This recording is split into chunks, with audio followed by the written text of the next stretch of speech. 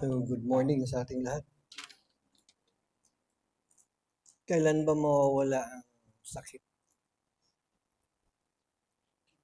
Kailan kaya mawawala ang karamdaman? Huh? Well, we live with a feeble and fickle body.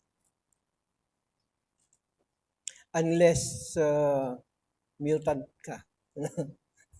X-Men. Na hindi ka nagkakasakit, kumbaga.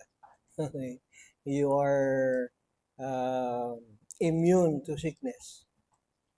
So, pag-pray natin yung mga may sakit, maraming, actually, dalawa yung pwede natin pag-pray sa may sakit.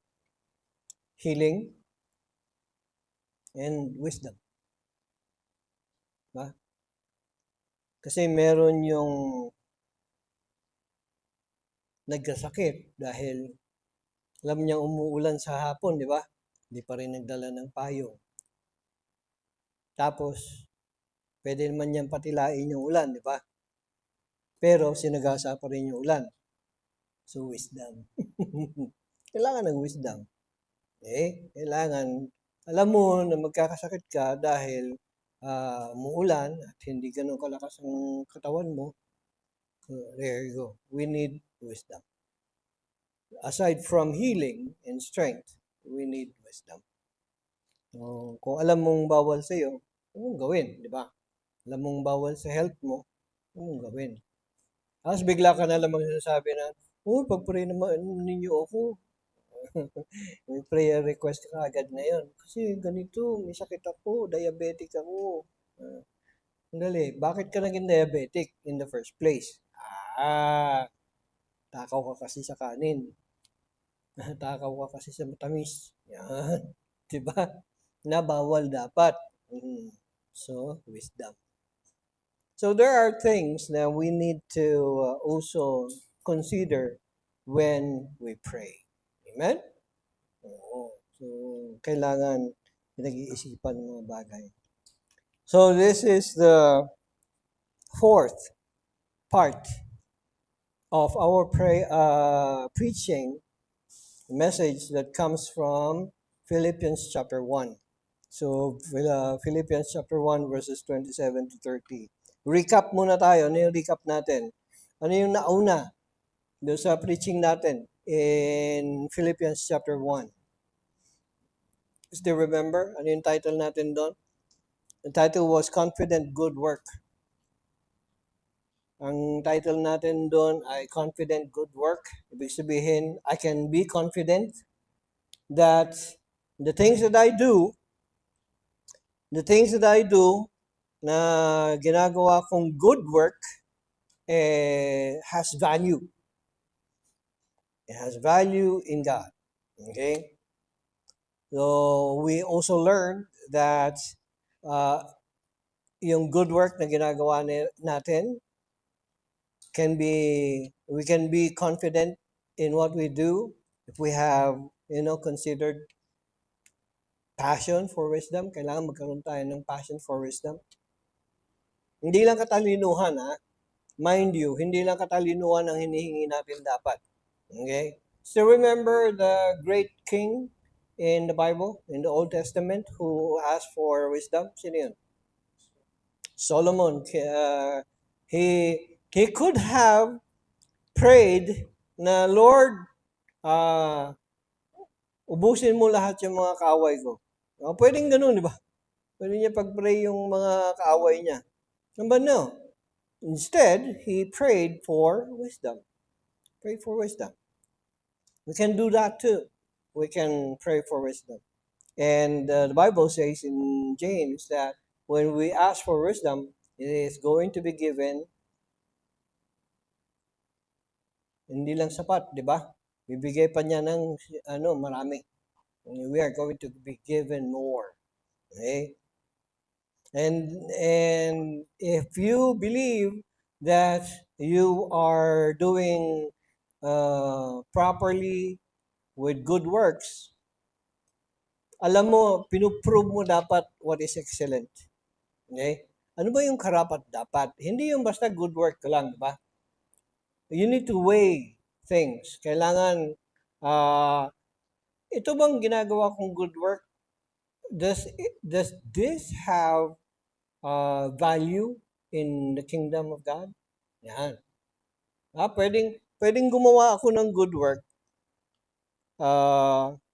pero walang value sa kingdom ni God. Anong klaseng good work yun? Do you have any idea? Any good work na hindi magkakaroon ng value sa karya ng Diyos? Good work. Good work naman, di ba? Gumawa ka naman ng kabutihan. Pero walang value uh, sa kaharian ng Diyos. Anong good work yun? Any idea? Any sample? Yan, yung mga gumagawa ng TikTok ng good work, di ba? May pinakakain sila. Dami-dami nila pinakakain, di ba? Naka-video. Di ba? Yung value niya, wala na. Nagamit na, ibig sabihin. Okay? Wala nang value sa kaharian ng Diyos yun. Bakit? Kasi binidyo mo eh. Pinakitang tao mo, di ba? So, it's not proven excellent anymore. And then, you produce righteousness. Pagka gumagawa ka ng kabutihan, it produces righteousness. Dapat. Okay? Kailangan may katuwiran na result doon sa ginagawa mong good work.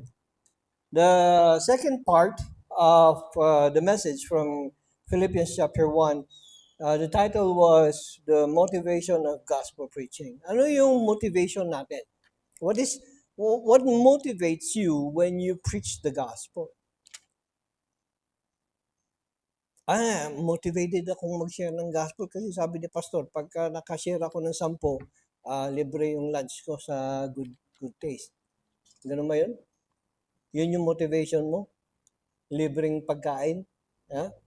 Or ang motivation niya ay sabi ni pastor, pagka pagka nag-share ako ng gospel, it will ensure my place in heaven. Ganun ba yun? Does it say there? Is this biblical? No, that's not biblical. So, ano yung motivation natin? Ano yung motivation natin when we are sharing the gospel? When you share the gospel, what motivates you? Why do you even bother sharing the gospel? Yun ang tanong. Una, siguro, not siguro, pero dapat. Dapat ito yung priority natin. Number one, the motivation mo when you share the gospel is because you love Jesus Christ. Amen? You share the gospel because you believe that Jesus Christ is the only answer for this person to be saved and nothing else. Yun lang. Pangalawang motivation mo because you love those who are lost. Okay? Because Jesus Christ died for the lost. He did not die for the sinless. He died, Jesus Christ died for the sinful. Amen? Okay? So ito ang gagawin natin. We look for people who are hungry, who are thirsty, who are longing for salvation. Yun ang gagawin natin. Yun ang dapat na motivation natin. The third one, last Sunday, we preached on Philippians chapter 1, also from verses 20 to 26. And the title is Living and Dying for Jesus Christ. Sabi ko nga sa inyo, the message was very morbid. Okay? Living and then dying, ano ba yan? Ano ba yung message ninyo? How can you live and then how can you die for Jesus Christ? Ano ba sabi ni Apostle Pablo? For to me to live is Christ and to die is gain. Because for the Apostle Paul, If he is going to live, he's going to live for Jesus Christ. Right? You you you listen here. When you die for Christ. When you live for Christ. Nothing else. Hindi ako nabubuhay para sa asawa ko. Remember that. Merong ganong mga magulang, nabubuhay ako para sa mga anak ko. Wow, come on, man. Ano ibig sabihin? Dinodiyos mo yung mga anak mo? Dinodiyos mo yung asawa mo? Dinodiyos mo yung mga parents mo? Yung mga kapatid mo? Ano ka, martir? No, that is wrong. We live for Christ. And when the time comes that we need to die, we die for Christ. Amen? Because this is our calling. If you are going to live, make sure that you are living with a purpose. The purpose is you live for Jesus Christ. Amen? You don't live because kasi may kailangan yun yung may mga ganong prayer eh. May mga ganong prayer.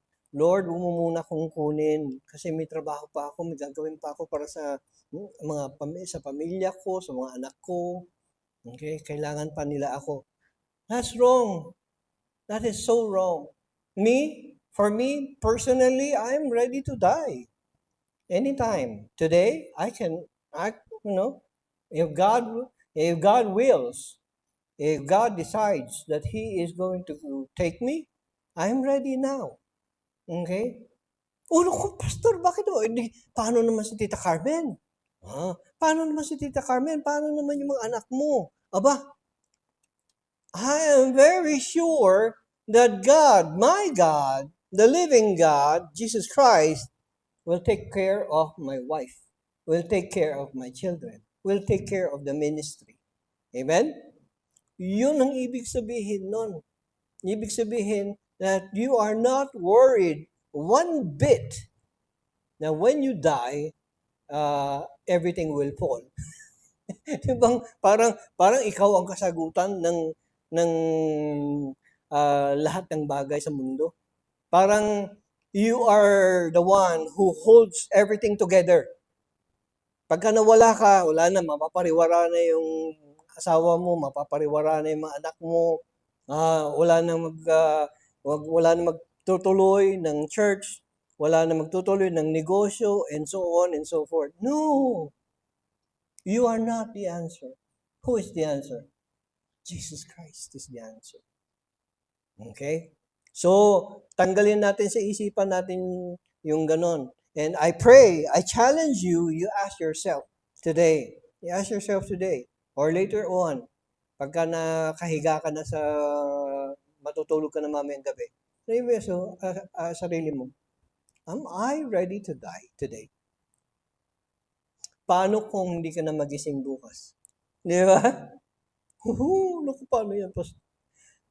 Paano ba yan, Lord? Kung mamamatay ako, wala pa akong anak.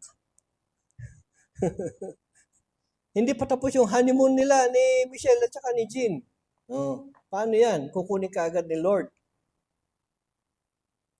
The Lord is the answer. Amen? The Lord is the answer. And so today, the fourth part, or the last part of chapter 1 of Philippians, the title is The Manner of Bearing the Good News. Pagka yung paano natin dinadala ang magandang balita. How do we carry this? How do we bring this to people? And this is coming from chapter 1, verses 27 to 30. Unang tanong dito, what do you mean by the word conduct? What do you mean by the word conduct? Conduct is the behavior or the act of organizing and carrying out an activity. Okay, that is what it means by conduct. Okay. How do you conduct? How do you carry on with a work or something to do? Okay. A believer's manner or conduct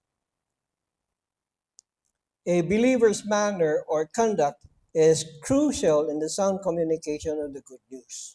Ibig sabihin, yung, yung manner, how I would convey a message. Like for example, parang nanood ka ng sine. Ano bang palabas ngayon sa sine yan? Wala? Walang updated sa inyo sa SM? Wala? O let's say for example, ang ganda ng pelikula na ipapalabas sa SM, cinema. And pinanood mo, gandang-ganda ka. Actually, ginawa mo pa, binagbayad ka ulit para panoorin mo ulit yung pelikula. Okay? So twice, you have watched the movie twice. And then now, here comes the moment where you are going to tell someone of what you have watched. Uy, 2 beses mo pinanood yung pelikula, ibig mong sabihin, maganda. Ganda. Exciting. 2 beses kong pinanood. Pero wala kang ganang magsabi. Wala kang ganang di ba? I mean, for you, you are not excited in, telling what you have witnessed. It's also the same with the gospel. It's also the same with the good news. Kaya nga sinabi, good news, di ba? There's a big difference between good and bad. Okay, in terms of understanding the good news, in terms of understanding the gospel, there is the good news and the bad news. What is the good news? What is the bad news muna? Okay, bad news muna tayo. What is the bad news? Dapat alam ninyo ito. What is the bad news? Bad news is, Ramon, you're going to hell. Yes. Michelle, you're going to hell. I am going to hell. That is the bad news. Why? Why are we going to hell? Any idea? Dahil sa kasalanan. Dahil sa kasalanan. Okay? Makasalanan ka, makasalanan ako. We, according to Romans, ano sabi niya sa Romans 6:23? For the wages of sin is death. Ang kabayaran ng kasalanan ay kamatayan. I am worthy of death. I should die because of my sins. Okay? I should die because of my sins. Okay? So that is the bad news. And no one is spared. Okay? Why? No one is spared. Dahil lahat ay makasalanan. Yun ang sabi niya sa Roma, di ba? Romans 3:10. Ano sabi na sa Romans 3:10? Open your Bible. Open your Bible. Romans 3:10. Ano sabi niya? None is righteous. No, not one. Romans 3:10. Ano sabi niya? Pakibasa.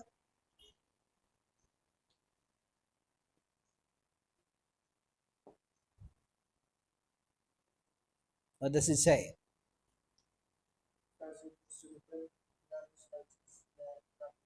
None is righteous. Walang matuwid. Kahit isa. None is righteous. No, not one. Bakit hindi righteous? Bakit hindi matuwid? Dahil sa Romans 3:23. Ano sabi niya sa Romans 3:23?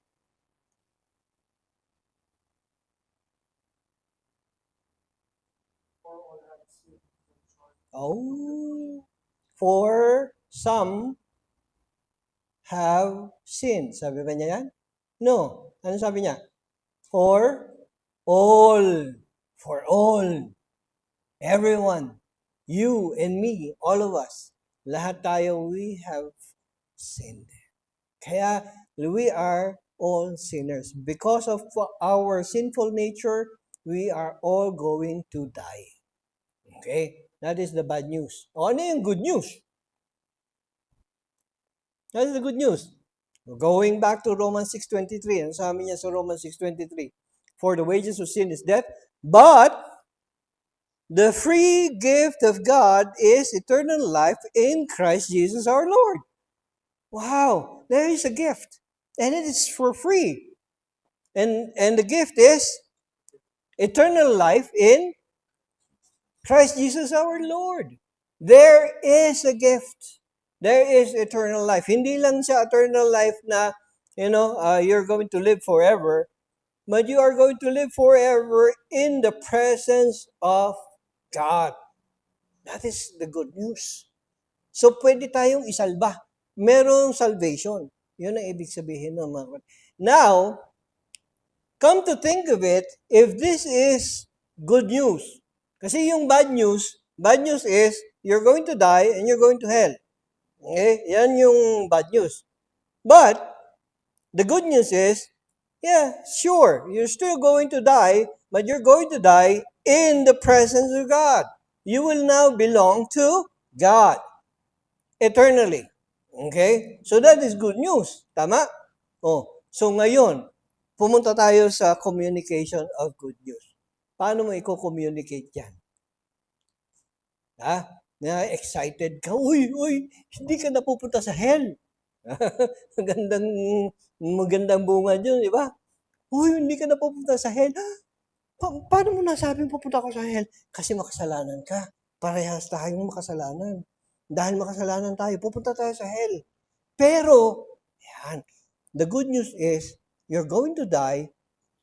If you receive Christ as Lord and Savior, you will no longer go to hell. You are going to go into the presence of God. Kaya pagka naghahayag tayo ng magandang balita, kailangan with excitement na yung tao, they will develop something, that excitement in them, that when they say the good news, the other person will receive that good news. Okay? Na-excited din siya. Okay? Hindi yung ang bungad mo, gusto mong mamatay? Ganun ang tanong mo. I mean, sino bang ayaw? Diba? Ay, bakit ayaw? Ayaw ko mamatay. Di ba? Ayusin natin yung presentation natin ng gospel. Okay? Lalo-lalo na, di ba? Yung merong Christian, barbero. Kristiyano yung barbero. Tapos, yung customer niya, nagpapaahit, hindi may hawak siyang labaha. Gusto mo na bang mamatay? Sabi niya gano'n sa kanyang customer. Di tatakbo ngayon yung kanyang customer. Kasi akala niya, gigilitan siya ng leeg. Yeah. Ayusin natin yung presentation natin. Anyways, moving forward, ang sabi niya dito, the gospel may have the power of God to save a soul, but it can be hindered by the falseness of our conduct. Okay? Pagka mali yung conduct natin, yung mali yung manner natin, false yung manner natin of sharing the gospel, it can be the power of God can be hindered. Saan natin makikita na ito? In Romans chapter 1 verse 16, di ba? Ano sabi niya sa Romans 1:16? For I am not ashamed of the gospel, for it is the power of God for the salvation of everyone who believes. First for the Jew, then for the Gentile. Yan sabi ni Apostol Pablo. So, according to the Apostle Paul, there is power in sharing of the gospel. And this power comes from God, and it has the power to save us. Okay? Yun ang ibig sabihin nun. Though Paul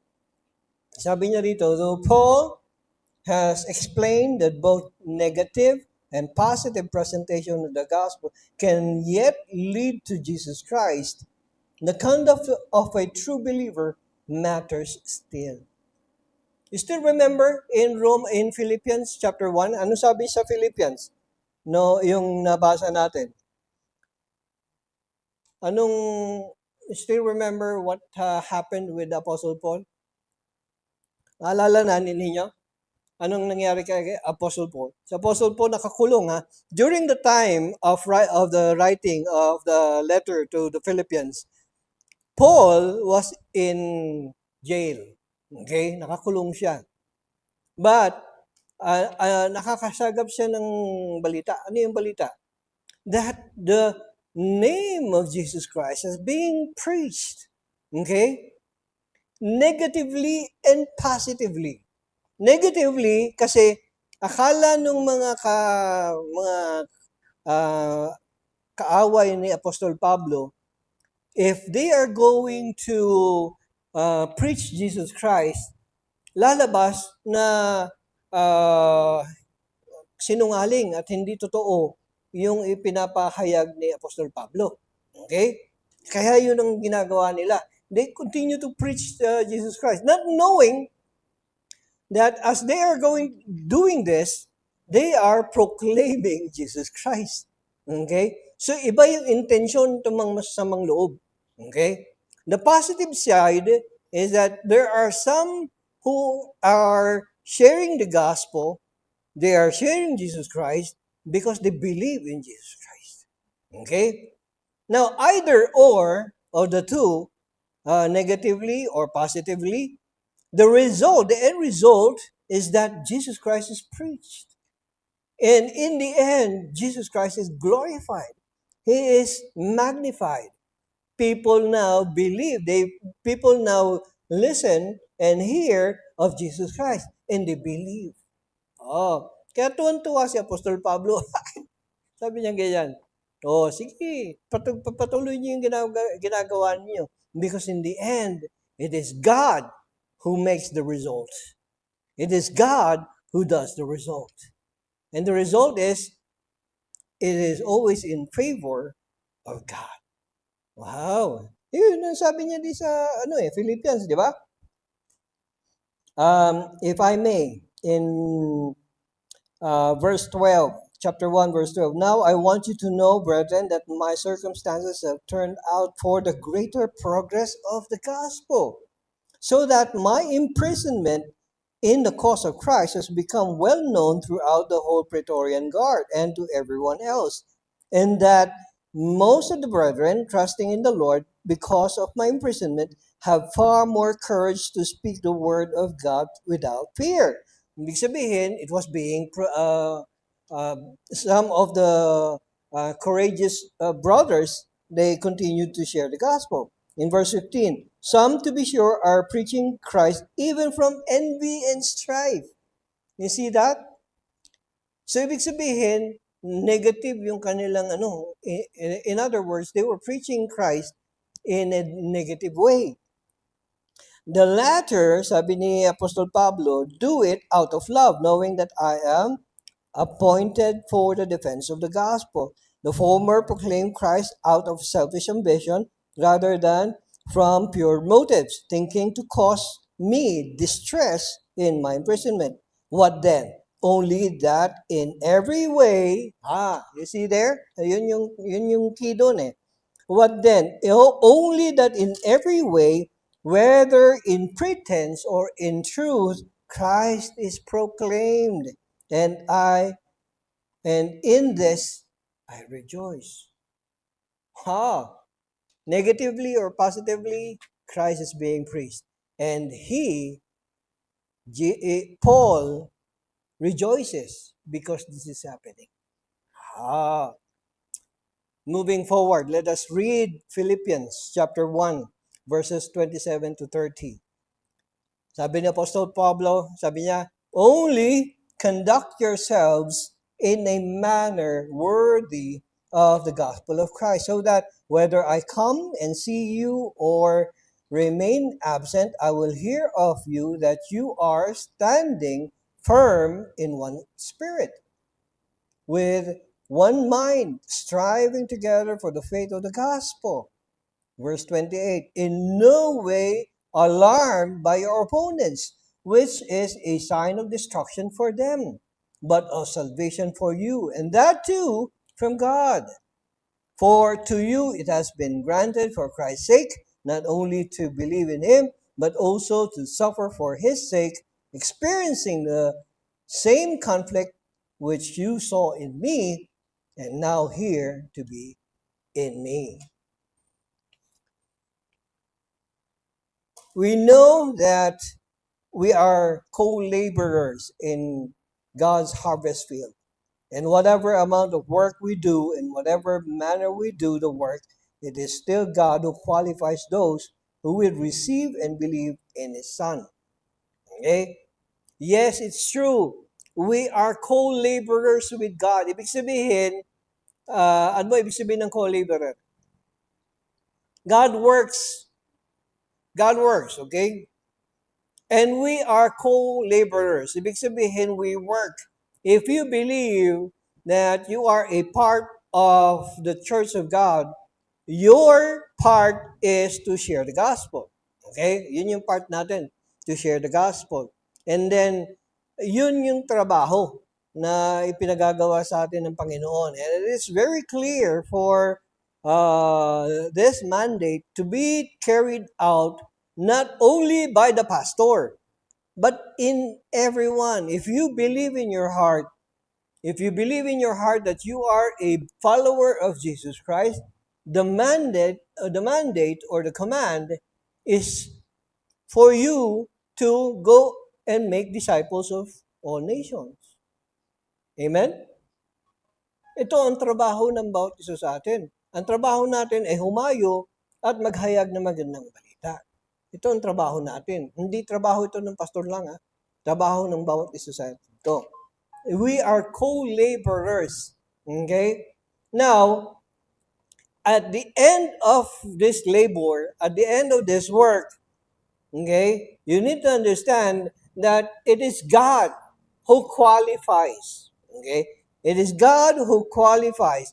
He tells us kung sino ang masasave o hindi. Hindi ikaw.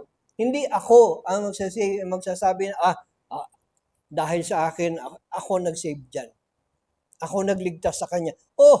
Kung ikaw ang magsasabi ng ganon, ibig sabihin, naligtas yung taong yon dahil sa iyo. So, ikaw na ang salvation. Ganon. That is wrong. Because you need to understand, salvation belongs to God. Okay? Salvation belongs to God. We are just co-laborers. We work hand in hand with God, not because He needs our work, not because He needs our efforts, but because we are given the privilege of being part of the harvest field. Privilege natin to, of being a part of the harvest field. Yung bang tuwan-tuwa ka, hindi ka naman gumapas, hindi ka naman nagdilig. Ang ginawa mo lang, nagbuhat ka lang. Nagbuhat ka lang. No? Tuwan-tuwa. Oh Lord, ito Sabi mong ganyan, tuwan-tuwa ka. Okay? You're still part of the harvest field. Hindi yung nagbuhat ka lang ng isang tali, yung harvest, nagbuhat ka lang, ako ang nag-save niyan, ha? Sabihin mo, papamukha mo kay Lord na ikaw ang nag-save. Bakit? Ikaw ba yung pinako sa cross? Hindi. Hindi naman ikaw Si Kristo ang naipako, hindi ikaw. We are privileged to give that good news to people. Amen? Kailangan maging malinaw sa atin ito. Kailangan maging malinaw. So, if God does the final work for a person to believe or not, how is our effort in the work of the kingdom being qualified? Paano nako-qualify? Parang ang hirap yatang mag-work sa kingdom. Kasi hindi ko alam kung ano ba yung dapat na gagawin ko. How is my effort being qualified? Okay? How is my effort being qualified? How can we be sure that we are working properly in the kingdom of God? Yung effort ko ba, sino naglalagbok? Sino naglalagbok? Sino gumagawa ng report? Tama ba yung ginagawa ko? Diba, parang yung may nag-o-audit ba sa akin? Ino-audit ba tayo sa ating trabaho? Baka maya-maya, wala ka namang ginawa talaga. Tapos merong magre-report, yan, siyang ginamit siya ng Panginoon. Ano yung report? Ano yung audit findings na dapat na ipakita? Okay? Let's look at this one. It has something to do with our manner. It has something to do with our conduct. And our undeniable conduct should be, we ought to be united in the progress of the gospel. Hindi tayo, ibig sabihin, ah, ah, yung tayo yung nagke-create ng division in the body. Merong church, di ba? Merong church. Okay? Instead that you unite the body, unite the church, ikaw pa yung nagiging cause ng division sa church. Yung bang, uy, tama ko, may magsasabi sa iyo ng ano, may magsasabi sa iyo ng chismis. Uy, alam mo, si sister na ganito, na ano, nakita ko yung ginawa niya. Uy, ano, tapos ikaw yung nakarinig, uy, alam mo, tama yung sinabi mo. Yan, ginatungan mo pa talaga yung sinabi ni sister. Okay. Sa hanggang ngayon, ang mangyayari, divided na. Okay? May faction ka, okay, may faction sila. Yan. Oh. Tapos may grupo-grupo, may groupings na yung church. Okay? Yun na kalungkot. Kasi, nadi-divide ang church. No. We ought to be a part of the church. And our work in the church is to unite everyone, not to divide. We need to reunite, not to divide. Okay? Ito ang trabaho natin. United in the progress of the gospel. In verse 27, kung balikan natin, in Philippians chapter 1, verse 27, anong sabi niya dito?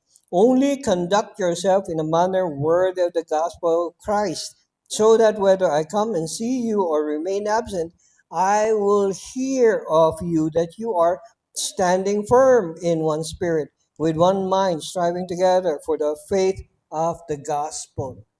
Big sabihin, we have the singleness of spirit. Big sabihin, nagkakaisa tayo rito. Yung spirit natin ay nakikiisa. Okay? We don't, parang iba yung spirito ng isang grupo, ibang spirito ng isang grupo. We need to have the same spirit. And what is that spirit? The spirit that is connected, na aayon sa kilos ng banal na espiritu. Yun ang ibig sabihin nun. Pangalawa, we are stimulated for the gospel. Kasi kailangan, hindi pwedeng united lang tayo because, kasi masarap magluto si sister ganito. United sila. Pero pagka iba ng usapan, hindi na sila united. Hindi We are united in one common goal. Ano yung common goal natin? The preaching of the good news. Yun yung unity natin sa body. Okay? Let's look at this passage in 1 Corinthians chapter 1, verse 10. Ano sabi ni Apostol Pablo? Now I exhort you, brethren, by the name of our Lord Jesus Christ, that you all agree and that there be no divisions among you. Walang division dapat. But that you be made complete in the same mind and in the same judgment. May unity, may oneness, may singleness of spirit sa ating kalagitnaan. Yun ang ibig sabihin nun.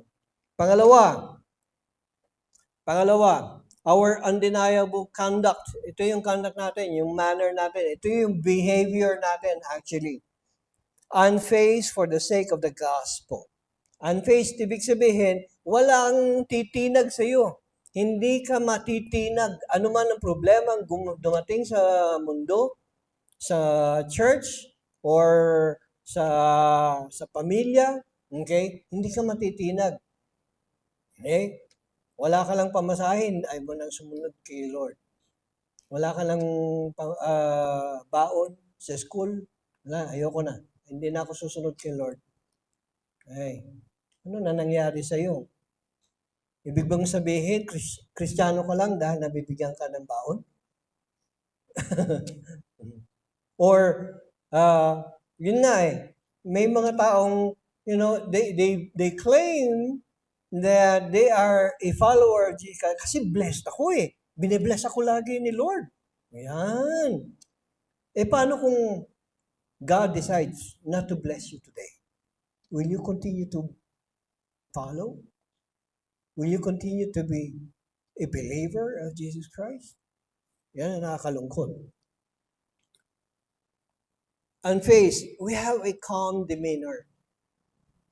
Okay? Ibig sabihin ng calm demeanor, ano man yung dumating na problema o challenge sa ating buhay, pagiging Kristiyano, kalmado tayo. And we know for a fact that God is in control. Amen? That God is in control. Second, we have a confident disposition. Let's go back to Philippians chapter 1, verse 28. Matatagpuan ito sa verse 28. Ano sabi niya?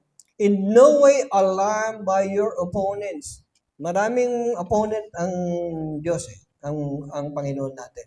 We ought not to be alarmed. Ano sabi niya dito? In no way alarmed by your opponents, which is a sign of destruction for them.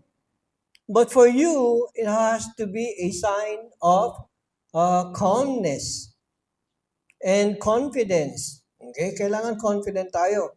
But of salvation for you, sabi ni Apostol Pablo, and that too from God. The calmness and the confidence that we have right now does not come from you actually. It comes from your right understanding of Jesus Christ. Ano man yung problema ang dumating sa buhay, ano man problema or challenge ang dumating sa ating pamilya, sa ating mga relationships, sa ating mga mahal sa buhay, sa mga kaibigan, we are not fazed. Okay? Hindi tayo natitinag. Bakit?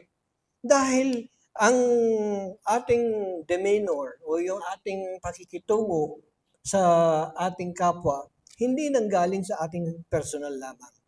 Kundi ito ay, it was led by God inside of us. Okay? So, kailangan maayos tayo. Let's look at 2 Thessalonians chapter 1 verses 4 to 8. Sabi ni Apostol Pablo ulit, therefore, we ourselves speak proudly of you among the churches of God for your perseverance and faith in the midst of all your persecutions and afflictions which you endure.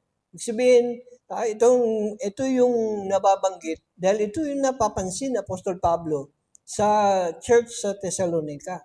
Okay? They were being persecuted, but the church continues to endure. Nagtitiis at dumarami. This is a plain indication of God's righteous judgment so that you will be considered worthy of the kingdom of God, for which indeed you are suffering. For after all, it is only just for God to repay with affliction those who afflict you. Ibig sabihin, kung kailangang gumanti, ang pagganti ay hindi galing sa ating mga tao. Hindi galing sa ating mga kamay ang pagganti. Sinong gaganti para sa atin? Ha? Sinong gaganti para sa atin? Ha? Sabihin mo doon sa kumaaway sa'yo, resbakan ka ni Lord. Resbakan ka ni Lord. Why? Because God is on your side. Amen? God is on your side. Because you belong to Christ. What happens? Because you belong to Christ, Christ will protect you. Christ will uphold you. Christ will honor you. Wow. Beautiful. That is so beautiful. Okay? And He is going to give you relief. He is going to give you salvation. Okay? Pangatlo. Ang pangatlo, unflustered commitment. Pagka sinabing unflustered, walang pwedeng tuminag, walang pwedeng gumulat sa commitment mo. Yung bang nagkaroon ka lang ng problema, wala na, windang ka na. Nagkaroon ka lang ng problema, ayaw mo na magpatuloy sa Panginoon. Nagkaroon ka lang ng challenge sa buhay, ha? Ayaw mo nang magpakita sa church. Nakakalungkot naman yan. In verse 29, look at verse 29 of Philippians chapter 1. For to you it has been granted for Christ's sake, not only to believe in Him, but also to suffer for His sake. Now, mind you mga kapatid, ha? Mind you, that Jesus Christ suffered for your salvation. If Jesus Christ, our Lord, our Savior, suffered for your salvation, He, you too, us, me, you, all of us, we may, sometime in our lives, will face some problems in life or some challenges in our faith.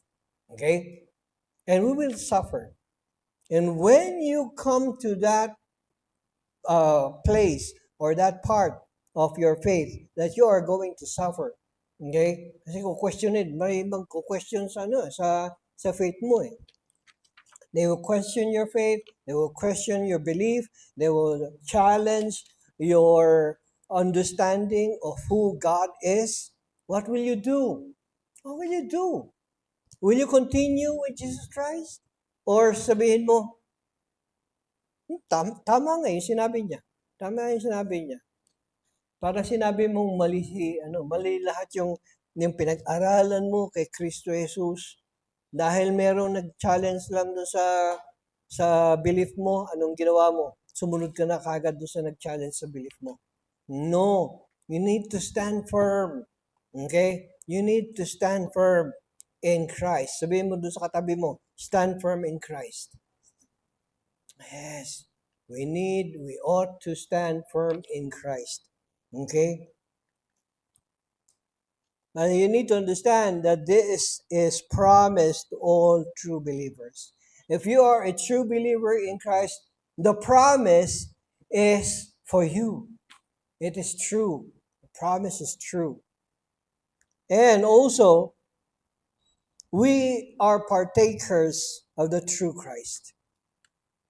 Ibig sabihin, dahil we believe in Christ Jesus as Lord and Savior, that means kung ano man yung pinagdaanan, not everyone, okay? You need to understand that this is not true to everyone. But if this happens to you, that your faith is being challenged, okay, then you ought to partake of it. Ibig lang sabihin nito ay kung ano yung pinagdaanan ni Kristo, pwede mong pagdaanan at ito'y totoo. Ito'y totoo. All you have to do, go through it. Go through this challenge. Go through this because in the end or through it, God is glorified. God is glorified and Christ is honored. Christ is honored. Let's look at this passage in 1 Peter chapter 5 verse 10. Ano sabi niya? After you have suffered for a little while, the God of all grace, who called you to His eternal glory in Christ, will Himself perfect, confirm, strengthen, and establish you. Ibig sabihin mga kapatid, sa kalagitnaan ng mga challenges natin sa buhay, okay, hindi ko alam kung anong mga challenges natin ng bawat isa. You may be challenged financially. You may be challenged in your relationship with your siblings, with your parents, or with your friends, or with your neighbors. Ano man yung mga challenges na yan, you continue to be faithful. Amen? Continue to be faithful. Because in the end, ano sabi ni Apostol Pablo or ni Apostol Pedro? Sabi niya, after you have suffered, you see that passage? After you have suffered for a little while, hindi ka naman forever magsasuffer, di ba? Hindi, not forever. For a little while. Ibig sabihin kung itong buhay ko ngayon I have been suffering in this lifetime. Let's say, for example, sabihin mo, Pastor, tagal ko nang naghihirap. Ang tagal ko nang naghihirap. I am 58 years old. 58 years na rin akong naghihirap. For God, that is for a little while. You know why?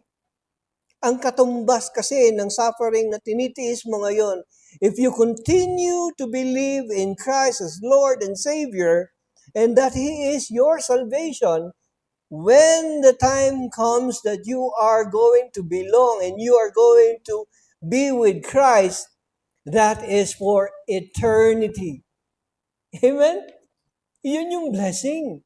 You are going to be blessed for eternity. So yung 58 years na suffering mo dito, it is nothing compared to the blessing that you will receive in Christ Jesus. Hallelujah. Amen?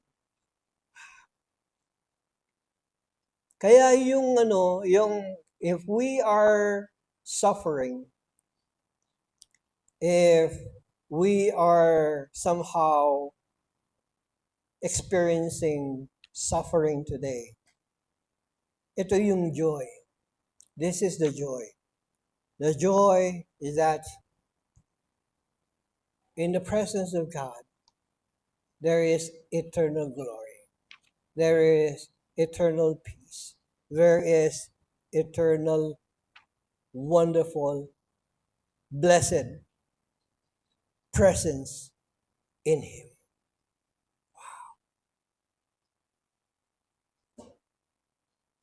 Kasi sa presence ni Lord, in His presence, wala nang suffering, wala nang, ano sabi sa Bible?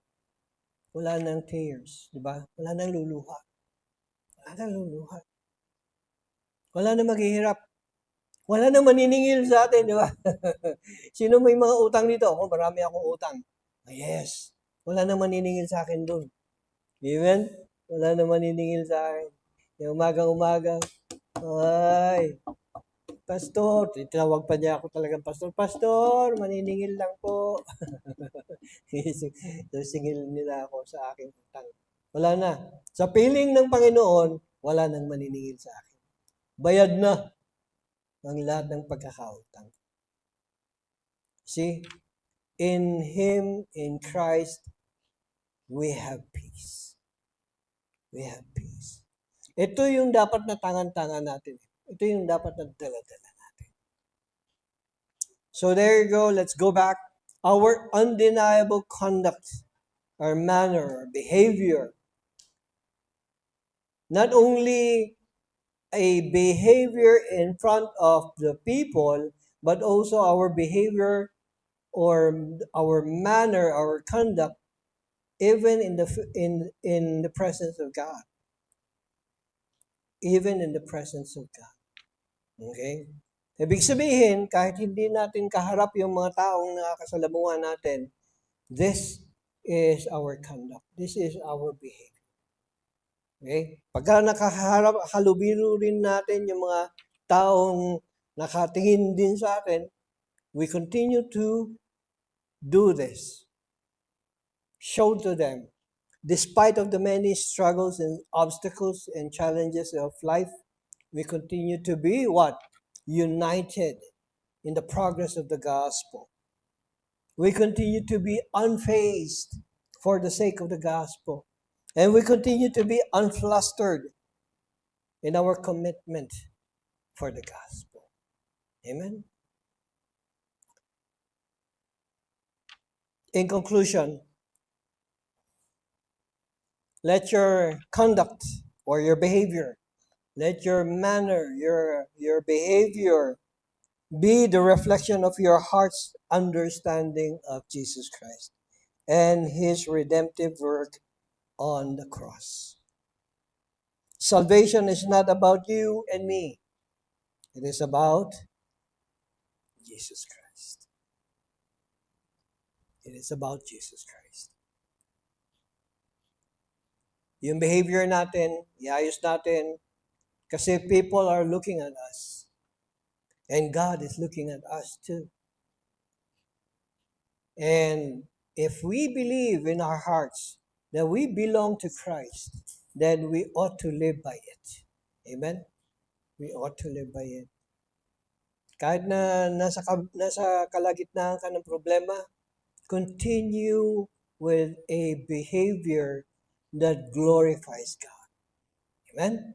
That glorifies God. Let us pray. Father,